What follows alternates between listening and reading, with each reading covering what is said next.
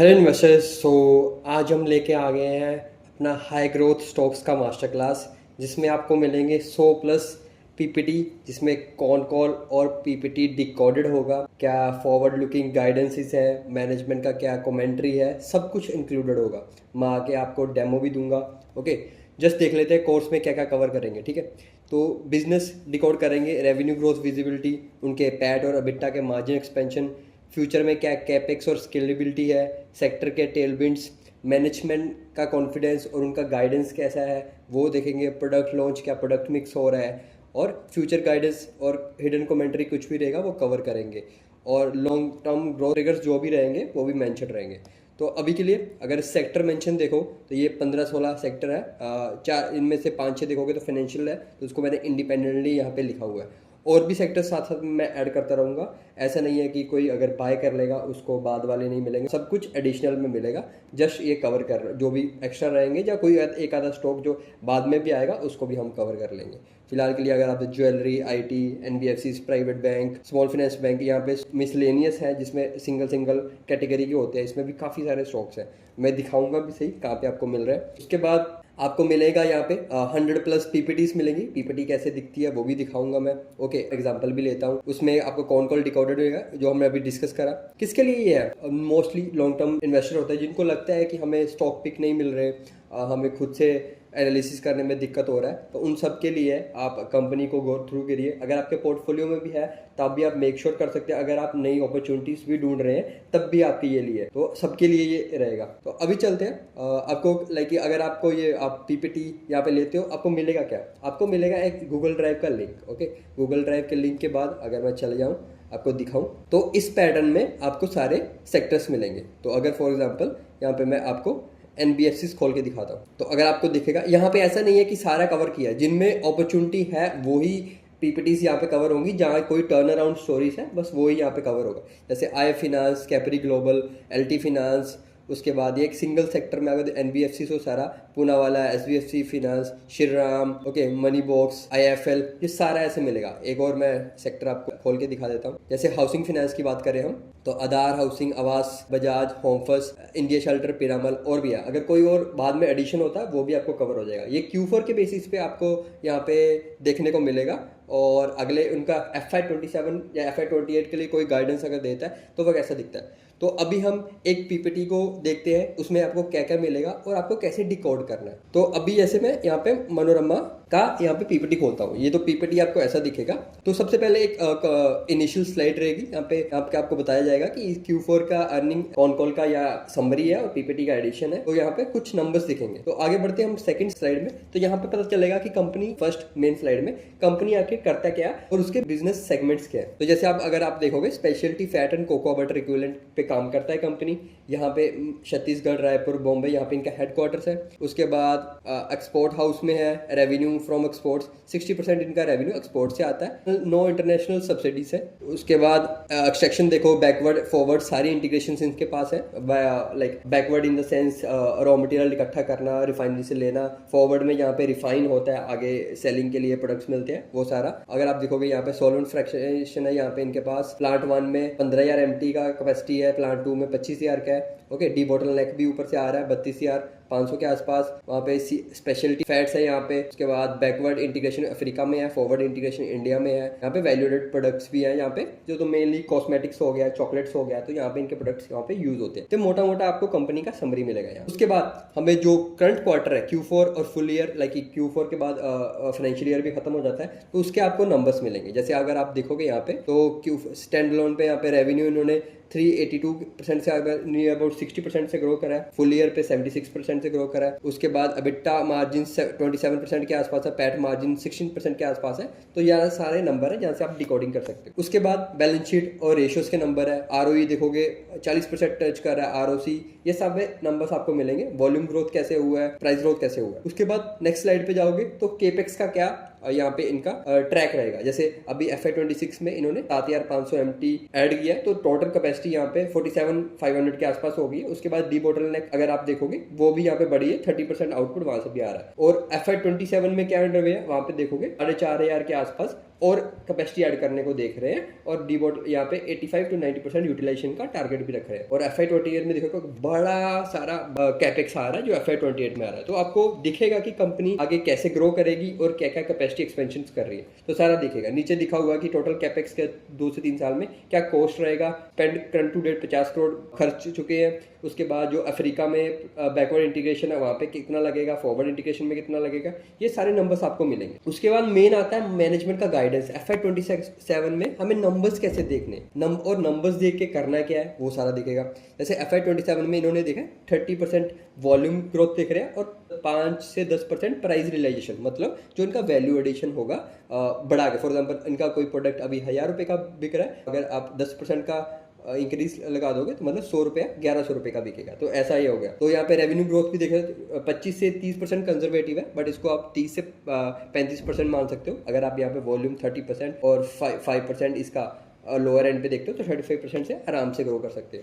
तो ये आपको मिल गया। अब इट्टा के मार्जिन देखोगे, करंट FY26 में इन्होंने 27% के आसपास करा है और इन्होंने यहाँ पे 25 to 27% का गाइडेंस भी दिया है। FY20 मतलब मार्जिन ये मेंटेन करके रखे, आगे FY28 तक का गाइडेंस दिया। उसके बाद CB मिक्स टारगेट क्या है, तो 30% के ऊपर देख रहे हैं अपना जो इनका कोकोआ बटर इक्विवेलेंट का mix. Okay, working day capital बोल रहे हैं वहाँ 20, इसको भी कम करेंगे। ओके, उसके बाद प्राइस रियलाइजेशन का हमने बात कर ही ली। उसके बाद क्वेश्चन आंसर्स के अंदर यहाँ पे जो कॉल के क्वेश्चन आंसर है वहाँ से कुछ पॉइंटर्स निकाल के हैं, वो आप नजर डाल सकते हो, जहाँ से मेल कमेंट्री आती है वैसा रहेगा। ओके, उसके बाद अगर कुछ बड़ा टारगेट है, जैसे यहाँ पे FY26 to FY30 का कंपनी ने शेयर करा है, तो उसको डिटेल्ड वे में यहाँ पे देख रहा है। जैसे EBITDA मार्जिन यहाँ पे इंप्रूवमेंट लीवर्स देख रहे हैं आगे गोइंग फॉरवर्ड। पैट मार्जिन में बोले इंप्रूव होगा, OCF मतलब ऑपरेटिंग कैश फ्लो वो भी इंप्रूव होगा, पॉजिटिव रहेगा। तो सारे के सारे यहाँ पे आपको दिखेगा कंपनी करती क्या है, उसके बेसिस पे आपको अपना डिसीजन ले सकते हो। की फैक्टर और इन्वेस्टर वॉच हो, यहाँ पे आप कुछ की टर्म जैसे कैपेसिटी एक्सपेंशन कैसे हो रहा है, एग्जीक्यूशन कैसा होगा, ओके, रिस्क क्या है, कोकोआ बटर के जो प्राइजेस है मार्केट में उसका क्या रिस्क है। ओके, यहाँ पे जो इनका अफ्रीका में जो कैपेसिटी है वहाँ पे कंट्री वाइज क्या रिस्क है, कमोडिटी मतलब ऑब्वियसली कोकोआ बटर इक्विवेलेंट है तो उनको कैसे हैंडल करेंगे, अगर प्राइस बढ़ते हैं कम होते हैं वहाँ पे भी देखोगे। उसको मैंने फिगर भी किया है कि लो है या हाई है। ओके, रिलेटेड पार्टी प्रोक्योरमेंट, अगर किसी और पार्टी से इनको बजटिंग करते हैं या लेते खरीदते हैं उसमें कैसा रहेगा, तो ये सब रहेंगे आपका।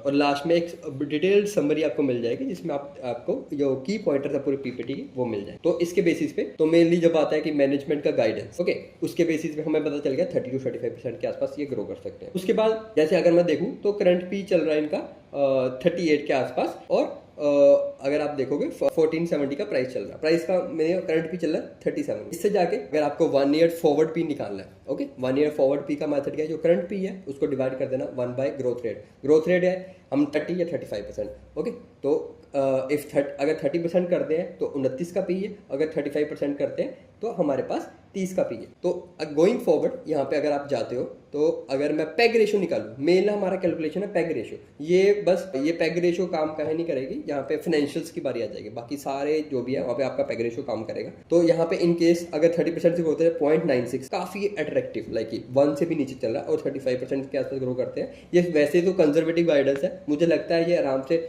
बियॉन्ड 35-40% के आसपास भी ग्रो कर सकते हैं, बट करंट कंडीशन को देखते हुए इन्होंने ये गाइडेंस दिया। फिर भी 0.8 के आसपास इनका पैग रेशो बनता है, काफ़ी अट्रैक्टिव है। तो ऐसे ही सारी की सारी PPT जो आपको कंपनीज अच्छी लगती है, जो आपके पोर्टफोलियो में ऑलरेडी है, उनको देखते हुए आप यहाँ पे वैल्यूएशन एक्सरसाइज कर सकते हो एट द एंड, जैसे मैंने आपको करके दिखाई है। फॉरवर्ड पी के लिए क्या करना है, current P divided by 1 plus growth rate. Growth rate मतलब जो भी आपको गाइडेंस का नंबर, अगर पैड का नंबर दिया है तो सीधा पैड का नंबर, जैसे यहाँ पे 30% का नंबर मैंने लिए, आपका फॉरवर्ड पी आ जाएगा। अब फॉरवर्ड पी को जो भी पी आया आपका फॉरवर्ड, उसको डिवाइड कर देना जो ग्रोथ रेट है। ग्रोथ रेट कितना हमारा 30 और 35, आपको पैग रेशो मिल जाएगा। अगर नियर अबाउट 1 से नीचे आ रहा है तो वो कंपनी काफी अट्रैक्टिव होती है, और अगर 1.5 है तो फेयरली वैलिड होते हैं, अगर 2-3 क्रॉस करती है तो उसको एक्सपेंसिव बोलते हैं। तो यहाँ पे भी री रेटिंग का काफी ज्यादा स्कोप है, तो ऐसे हम निकालते हैं। अब मैं एक फाइनेंशियल को डिस्कस कर लेता हूँ, जिसका केस में अगर पी नहीं चलता हम प्राइस टू बुक देखते हैं। ओके, तो एक फाइनेंशियल को मैं डिस्कस कर लेता हूँ। आई फाइनेंस एक माइक्रो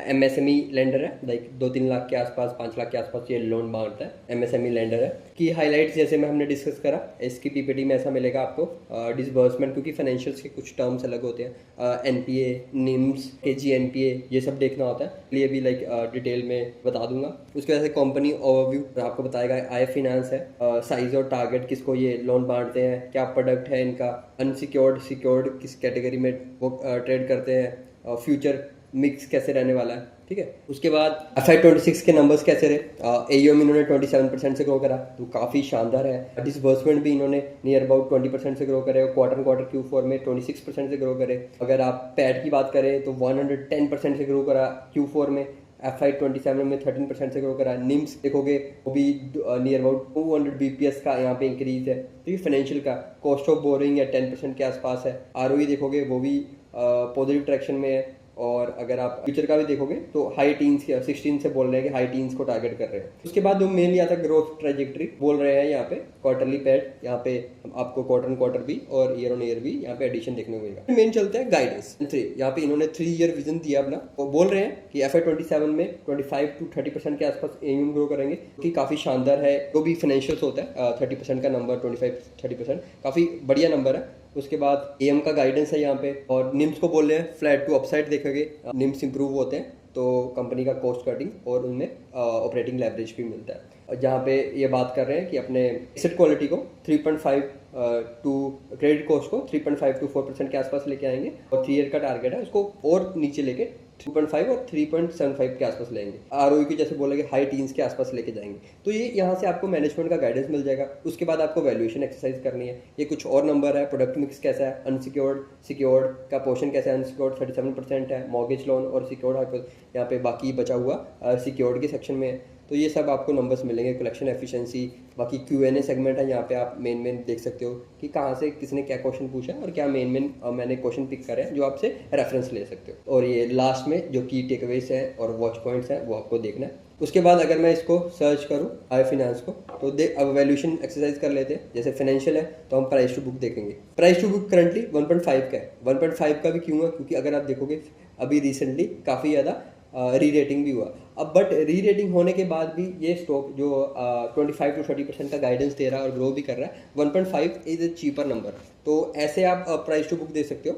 अगर कोई 20% से ग्रो कर रहा है तो अगर वो 2 के प्राइस पे बुक चल रहा है तो वो उसको एक फेयरली वैल्यूड कह सकते हो। बट सिक्योर्ड अनसिक्योर्ड का भी कैटेगरी होता है। तो आई थिंक 25 to 30% अगर कोई ग्रो कर रहा है वो डिजर्व करता है मिनिमम 2 का प्राइस टू बुक, 2 या 2 से अबव, तो उस कैटेगरी में आता है। ऐसे आप वैल्यूएशन एक्सरसाइज कर सकते हो। तो अभी भी री रेटिंग का काफ़ी ज़्यादा स्कोप है ऐसे। और ऐसे ही जो भी जितने भी फाइनेंशियल है, नियर अबाउट 40-50 फाइनेंशियल्स की कंपनी है, मतलब ऑल राउंड AMCs हो गया, NBFCs हो गया, गोल्ड लेंडर्स हो गया, माइक्रो फाइनेंस हो गया, जो मेन हेडमेंट लाइक सेक्टर है, माइक्रो फाइनेंस बैंक्स हो गए, या ब्रोकर्स हो गया, वेल्थ मैनेजमेंट कंपनी होगी, सबका मैंने डिटेल में व्यू दिया हुआ है। तो आप वहाँ से रेफरेंस ले सकते। तो ये है, ऐसे आपको वैल्यूएशन एक्सरसाइज करनी है। तो आपको 100+ स्टॉक्स मिलेंगे और भी उसके साथ आते रहेंगे। अगर आप देखोगे जैसे यहाँ पे हाउसिंग फाइनेंस कंपनी है, यहाँ पे 7-8 हाउसिंग फाइनेंस कंपनीज हैं। बाद अगर मैं बात करूँ ज्वेलरी कंपनीज की बात करूँ, यहाँ पे आपको 8-9 ज्वेलरीज और भी ज्वेलरीज कंपनी है। बट जहाँ पे मेरे को लगता है कि यहाँ पे आपके साथ शेयर करना चाहिए जो मिनिमम 20% या 20% अबव ग्रो कर रही है, उनके मैंने नंबर्स यहाँ पे आपके सामने रखे हैं, जो कि सही भी है। और लाइक जो कंपनीज 5, 10 या 0% से ग्रो कर रही है वो उनको मैं इंक्लूड क्यों करूँ उसमें। तो यही है। बाकी अगर कोई ऐसी टर्न अराउंड स्टोरी है, यहाँ पे आगे गाइडेंस बढ़िया, अभी नंबर्स इतने अच्छे नहीं है, वो भी इंक्लूड करा, वो उसको भी आप देख सकते हो। ये वीडियो आपको मिलता है मैं कोर्स में, आपको व्हाट्सएप चैनल का लिंक भी मिलेगा, और लिंक के साथ आप वहाँ पे अपने क्वेरीज भी पूछ सकते हो। और जाके सब्सक्राइब करिए मास्टर क्लास को। ये कोर्स जो आपको दिख रही है जस्ट लाइक अगर मैं यहाँ पे इसको 1 महीने बाद इसकी ओरिजिनल कॉस्ट है जो 700 है वहाँ पे कर दूंगा, और गोइंग फॉरवर्ड उससे भी ज़्यादा जाएगी। और अगले Q1 में भी सिमिलर मास्टर क्लास आएगी। आप अभी रेफरेंस बनाइए अपना पोर्टफोलियो बनाने के लिए। ये 100+ स्टॉक है, इनमें से आपको फॉर श्योर यहाँ पे 20 to 30 कंपनी ऐसी मिल जाएंगी जिसको मिला के आप एक अच्छा पोर्टफोलियो बना रहे हैं, और उनको going forward Q1, Q2, Q3, Q4 में FY27 में ट्रैक करिए, और आपके पोर्टफोलियो में अल्फा जरूर जनरेट होगा। तो मिलते हैं आपको मास्टर क्लास में, तब के लिए बाय बाय।